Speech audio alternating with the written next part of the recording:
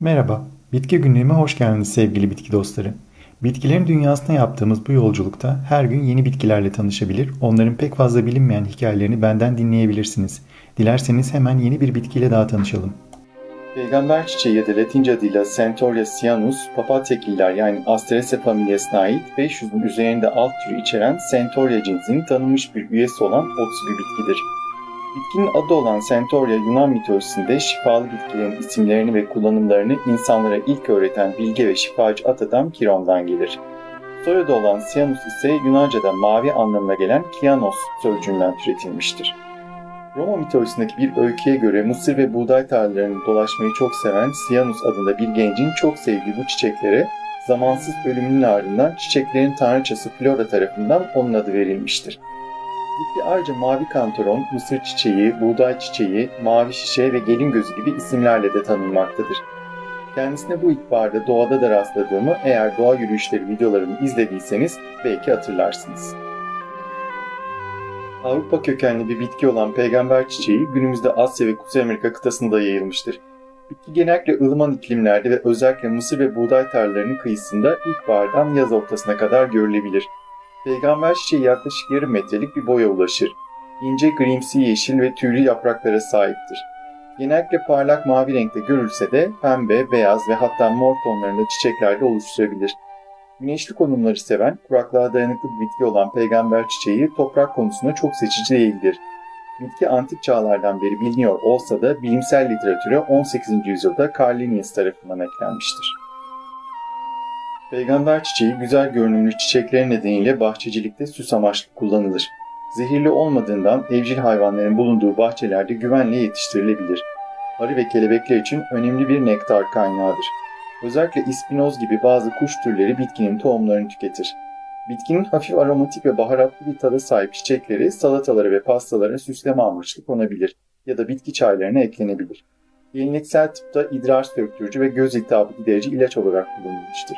Ayrıca çayının antiseptik ve rahatlatıcı etkileri olduğu söylenir. Bitki hem bahçe hem de saksı bitkisi olarak kullanıma elverişlidir. Organik tarımda da tozlaştırıcı böcek türlerini desteklemek amacıyla kullanılır.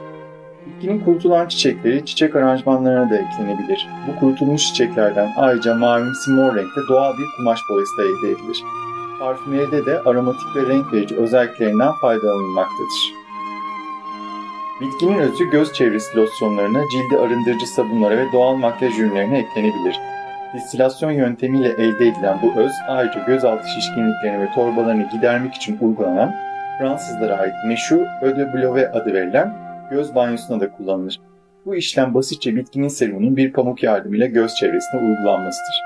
Calendula yani aynı sefa bitkisi de egzama gibi cilt sorunlarına nasıl iyi geliyorsa peygamber çiçeği de göz ve göz çevresi için bir şifa kaynağıdır. Türkiye'de İç Anadolu ve Trakya'da da yaygın görülen peygamber çiçeği tohumdan çoğaltılır ve ekim işlemi ilkbahar başında yapılır. Onu bahçenizde bol güneş alabileceği nemli olmayan hafif topraklarda konumlandırabilirsiniz. Bitki solan çiçekleri temizlenirse yeni çiçek oluşturma eğilimi gösterir. Peygamber çiçeğinin Blue Ball, Black Ball ve Polka Dot Mix gibi popüler kültür çeşitleri vardır ve bazı türleri kraliyet bahçecilik ödülü almış bir bitkidir. Antik Yunan döneminde şifacı at adam Kiron'un çok başlı ejder Hydra'nın zehirini taşıyan okların bedeninde açtığı yaraları peygamber çiçeğiyle iyileştirdiğine inanılırdı. Hatta antik dönemde yılanları bir bölgeden uzaklaştırmak amacıyla bu bitki toplanarak yakılırmış. İlginç bir tesadüf eseri Rus kültüründe de bu çiçek yılanların kralı olarak bilinen dev zehirli yılan Basilisk'in adına benzer bir ad olan Basilek adıyla anılır.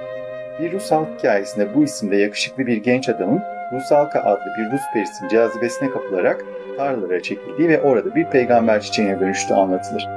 Kelime kökeni olarak bakıldığında basil yani besleyenin de zehirli yılan ısırıklarının tedaviyle ilişkilendirilen şifalı bir bitki olduğunu hatırlamakta fayda var.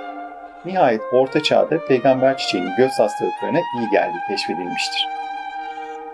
Alman kültüründe aşk ve sadakatin simgesi haline gelen peygamber çiçeğinin nişanlıların yakalarında taşıması adettendir. Ve 19. yüzyıl Alman milliyetçinin ulusal sembolü olarak da kullanılmıştır. İngiliz kültüründe ise bu çiçek saf aşk anlamını taşır. Peygamber çiçeği ünlü Fransız ressam Claude Monet'in kır çiçeği temalı resimlerinde de yer alır. Çiçeklerin dilindeki diğer anlamları ise umutsuz aşk, sadakat, zariflik ve romantik bağlılıktır. Victoria döneminde aşıkların kullandığı gizli bir dil olan çiçek dilinde peygamber çiçekleri sana içtenlikle bağlıyım mesajını taşırdı. Rüyada bu çiçeği görmek, sakinlik, farkındalık ve iç huzura erişme, geçmişle barışma şeklinde yorumlanır. Astrolojiye göre ise peygamber çiçeği Satürn'ün etkisinde olan Oğlak, Başak ve Kova burçlarının çiçeğidir.